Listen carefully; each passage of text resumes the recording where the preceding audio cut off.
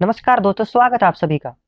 दोस्तों, इस वीडियो में हम सामान्य ज्ञान के यानी कि जीके के टॉप 25 महत्वपूर्ण प्रश्न करेंगे, जो आपके सभी विषयों से होंगे, चाहे वो पॉलिटी हो, ज्योग्राफी, हिस्ट्री या साइंस के सभी के क्वेश्चंस होंगे इसमें।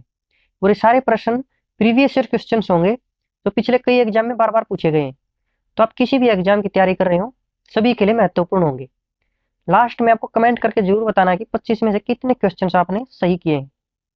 चलिए देखते हैं पहले क्वेश्चन से। सारे क्वेश्चन दोस्तों यहाँ पर एवरेज क्वेश्चंस लिए गए हैं, ना ही ज्यादा हार्ड और ना ही ज्यादा सरल।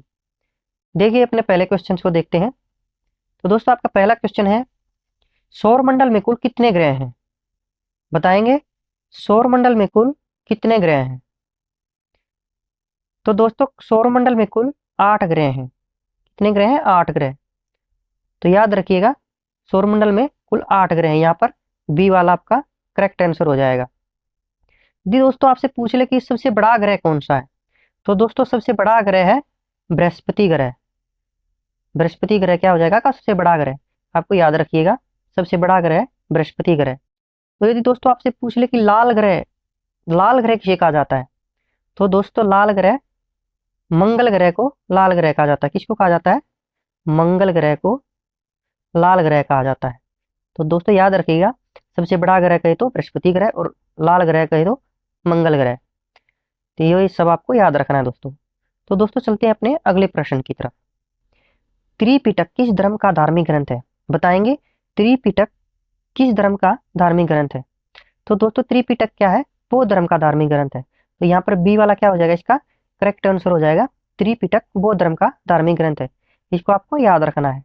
तो दोस्तों चलते हैं अपने नेक्स्ट प्रश्न की तरफ। मनुष्य शरीर का सामान्य तापमान कितना होता है? बताएंगे मनुष्य के शरीर का जो सामान्य तापमान है वो कितना होता है? तो इसका सही उत्तर हो जाएगा दोस्तों option number B. Option number B क्या हो जाएगा? आपका करेक्ट आंसर हो जाएगा 37 डिग्री सेंटीग्रेड। यहाँ पर मनुष्य का तापमान कितना हो जाएगा? 37 डिग्री सेंटीग्रेड। ये आपको याद रखना है, 37 डिग्री सेंटीग्रेड आपका राइट आंसर। तो चलते हैं अपने अगले प्रश्न की तरफ।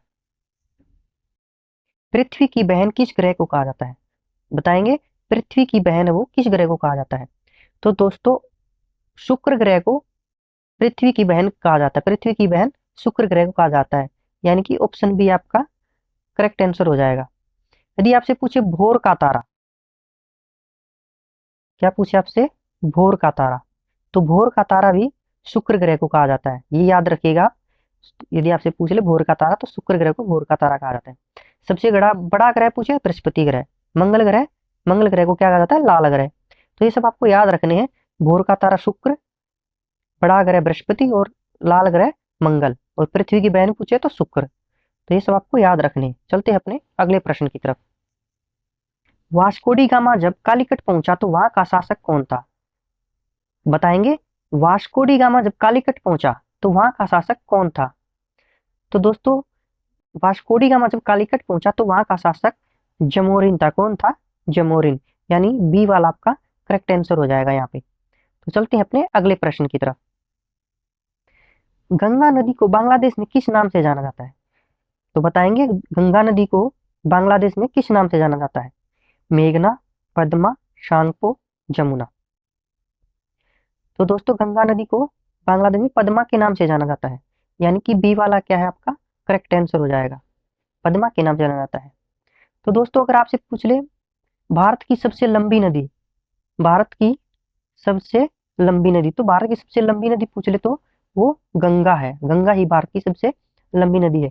और आपसे इसकी लंबाई पूछ ले तो इसकी लंबाई है 2525 किलोमीटर, यानी 2525 किलोमीटर गंगा नदी की लंबाई है। और जो ब्रह्मपुत्र नदी है, ब्रह्मपुत्र नदी को जमुना के नाम से जाना जाता है। बांग्लादेश में ब्रह्मपुत्र नदी को जमुना के नाम से जाना जाता है। और दोस्तों मेघना, जब गंगा और ब्रह्मपुत्र नदी मिलकर आगे बहने लगती हैं, जब ब्रह्मपुत्र और गंगा नदी क्या है, इन दोनों की धारा यहाँ पर मिलकर आगे बहने लगती है, तो इसे मेघना कहा जाता है। तो ये तीनों आपको याद रखना है।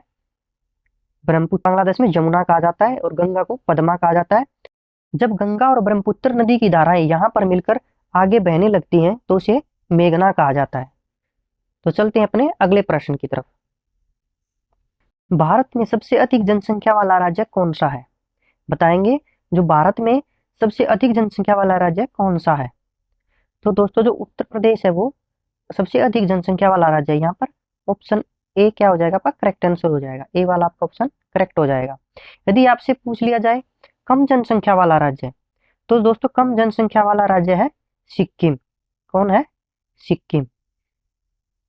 अगर आपसे कम जनसंख्या वाला राज्य पूछे तो सिक्किम हो जाएगा, तो ये आपको याद रखना है। तो चलते हैं अपने अगले प्रश्न की तरफ। तंबाकू की पत्तियों में क्या पाया जाता है? बताएंगे तंबाकू की पत्तियों में क्या पाया जाता है? तो दोस्तों तंबाकू की पत्तियों में निकोटीन पाया जाता है। बी वाला क्या हो जाएगा आपका करेक्ट आंसर हो जाएगा। तो चलते हैं अगले प्रश्न की तरफ। सूर्य और पृथ्वी के मध्य न्यूनतम दूरी कब होती है? बताएंगे जो सूर्य और पृथ्वी के मध्य न्यूनतम दूरी कब होती है? तो दोस्तों ये होती है 3 जनवरी को, यानी कि ऑप्शन ए क्या हो जाएगा इसका करेक्ट आंसर हो जाएगा। 3 जनवरी को सूर्य और पृथ्वी के मध्य न्यूनतम दूरी होती है। तो यदि दोस्तों आपसे पूछ ले कि सूर्य और पृथ्वी के मध्य अधिकतम दूरी कब होती है, तो अधिकतम दूरी अगर आपसे पूछ ले तो दोस्तों ये होती है 4 जुलाई को। कब होती है? 4 जुलाई को अधिकतम दूरी होती है। तो दोस्तों याद रखना है 3 जनवरी को न्यूनतम दूरी होती है और 4 जुलाई को अधिकतम दूरी होती है।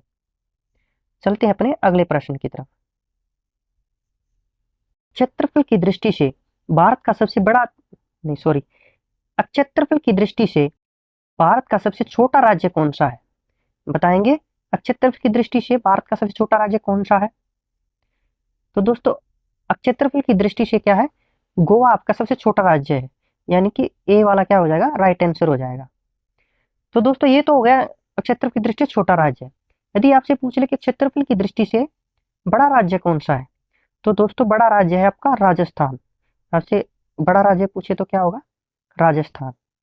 यदि दोस्तों आपसे पूछे कम जनसंख्या वाला राज्य, तो कम जनसंख्या वाला राज्य आपका क्या होगा? सिक्किम। तो दोस्तों ये सब याद रखना है आपको। छोटा राज्य गोवा, बड़ा राज्य राजस्थान, कम जनसंख्या वाला है राज्य सिक्किम। अगर आपको ज्यादा जनसंख्या वाला राज्य पूछे तो वो क्या है? उत्तर प्रदेश। क्या है? उत्तर प्रदेश। तो ये सब आपको याद रखना है। तो दोस्तों चलते हैं अपने अगले प्रश्न की तरफ। सूर्य के प्रकाश को पृथ्वी तक पहुंचने में कितना समय लगता है?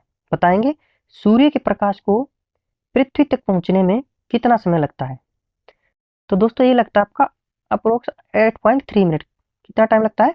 8.3 मिनट, यानी कि यहाँ पे बी वाला आपका करेक्ट आंसर हो जाएगा। 8.3 मिनट यानी कि 8 मिनट और 20 सेकंड। कितना? 8.3 मिनट या 8 मिनट 20 सेकंड। कितना लगता है? 8 मिनट 20 सेकंड। तो दोस्तों याद रखिएगा। चलते हैं अपने अगले प्रश्न की तरफ। राष्ट्रीय युवा दिवस कब मनाया जाता है? बताएंगे राष्ट्रीय युवा दिवस कब मनाया जाता है? तो दोस्तों राष्ट्रीय युवा दिवस मनाया जाता है 12 जनवरी को, यानी कि ऑप्शन बी वाला क्या हो जाएगा करेक्ट आंसर हो जाएगा। चलते हैं अगले प्रश्न की तरफ। गांधी इरविन समझौता कब हुआ था? तो बताएंगे गांधी इरविन समझौता कब हुआ था? तो दोस्तों ये हुआ था 1931 में। सी वाला क्या हो जाएगा इसका करेक्ट आंसर हो जाएगा। गांधी इरविन समझौता 1931 में हुआ था। तो चलते हैं दोस्तों अपने अगले प्रश्न की तरफ। ऑक्सीजन की खोज किसने की थी? बताएंगे जो ऑक्सीजन की खोज है वो किसने की थी?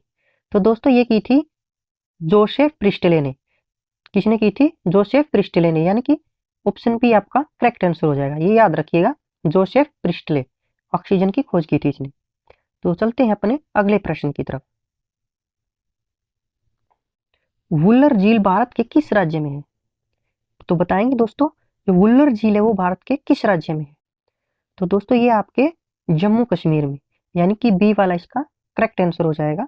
जम्मू कश्मीर में वुल्लर झील है। दोस्तों ये तो हो गया वुल्लर झील भारत के किस राज्य में। यदि आपसे पूछ ले कि भारत में मीठे पानी की सबसे बड़ी झील, मीठे पानी की सबसे बड़ी झील, तो दोस्तों भारत में मीठे पानी की सबसे बड़ी झील भी कौन सी है? वुल्लर झील है। तो ये याद रखिएगा मीठे पानी की सबसे बड़ी झील वुल्लर झील है। तो चलते हैं अपने अगले प्रश्न की तरफ।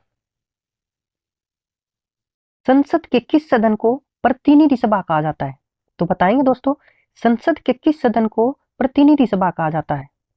तो दोस्तों जो लोकसभा है उसको प्रतिनिधि सभा कहा जाता है। तो इसका ए वाला क्या हो जाएगा, करेक्ट आंसर हो जाएगा आपका। तो चलते हैं अपने अगले प्रश्न की तरफ। भारत किस देश के साथ सबसे लंबी सीमा साझा करता है?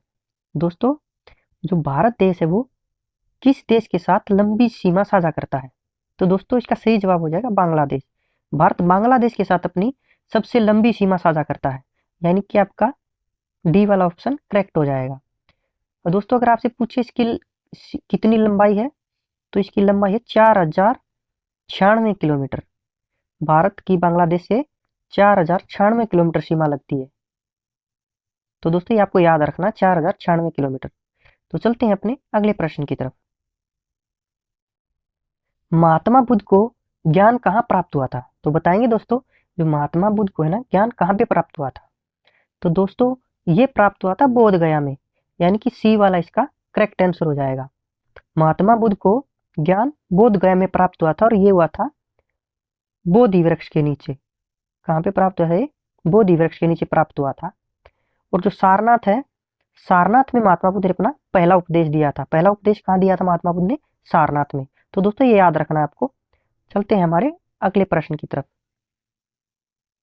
कार्य करने की क्षमता को क्या कहते हैं? तो दोस्तों बताइए, कार्य करने की क्षमता को क्या कहते हैं? तो दोस्तों कार्य करने की क्षमता को ऊर्जा कहते हैं, यानी कि बी वाला इसका करेक्ट आंसर हो जाएगा। याद रखिएगा दोस्तों, ऊर्जा। चलते हैं अपने अगले प्रश्न की तरफ। एचआईवी विषाणु से कौन सा रोग होता है? तो बताइए दोस्तों, जो एचआईवी विषाणु है उससे कौन सा रोग होता है? एचआईवी विषाणु से दोस्तों एड्स का रोग होता है, यानी कि सी वाला इसका करेक्ट आंसर हो जाएगा। तो ये तो सभी को ही पता होगा दोस्तों, एचआईवी विषाणु से एड्स रोग होता है। चलते हैं अपने अगले प्रश्न की तरफ।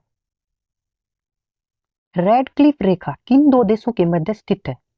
तो बताइए दोस्तों, जो रेड क्लिफ रेखा है वो किन दो देशों के मध्य स्थित है? तो दोस्तों इसका सही जवाब होगा भारत और पाकिस्तान। जो रेड क्लिफ है वो भारत और पाकिस्तान देश के मध्य स्थित है, यानी कि ए वाला इसका करेक्ट आंसर हो जाएगा। और दोस्तों जो मैकमोहन रेखा है वो भारत और चीन के मध्य स्थित है। भारत और चीन के मध्य कौन सी स्थित है? मैकमोहन रेखा। तो रेड क्लिफ भारत और पाकिस्तान के मध्य है, और मैकमोहन भारत और चीन के मध्य है। तो दोस्तों ये याद रखिएगा दोनों को। चलते हैं हमारे अगले प्रश्न की तरफ। विजय हजारे ट्रॉफी किस खेल से संबंधित है? तो बताइए दोस्तों, जो विजय हजारे ट्रॉफी है वो किस खेल से संबंधित है? तो दोस्तों विजय हजारे ट्रॉफी क्या है? क्रिकेट से संबंधित है, यानी कि ऑप्शन सी आपका करेक्ट आंसर हो जाएगा। तो दोस्तों चलते हैं हम अपने अगले प्रश्न की तरफ। नमक सत्याग्रह कब प्रारंभ किया गया? तो बताएंगे नमक सत्याग्रह कब प्रारंभ किया गया? तो दोस्तों ये किया गया था 1930 में, यानी कि बी वाला ऑप्शन आपका करेक्ट आंसर हो जाएगा। नमक सत्याग्रह 1920 में प्रारंभ किया गया था। और दोस्तों 1931 में क्या हुआ था? 1931 में दोस्तों गांधी इरविन समझौता हुआ था। क्या हुआ था? गांधी इरविन समझौता। 1931 में गांधी इरविन समझौता। तो दोस्तों ये सब याद रखना आपको। चलते हैं अपने अगले प्रश्न की तरफ। निम्न में से किसे प्राथमिक क्षेत्र कहा जाता है? बताएंगे निम्न में से किसे प्राथमिक क्षेत्र कहा जाता है? तो दोस्तों कृषि क्षेत्र को प्राथमिक क्षेत्र कहा जाता है, यानी कि ए वाला ऑप्शन आपका करेक्ट आंसर हो जाएगा। तो याद रखिएगा दोस्तों, कृषि क्षेत्र को प्राथमिक क्षेत्र कहा जाता है।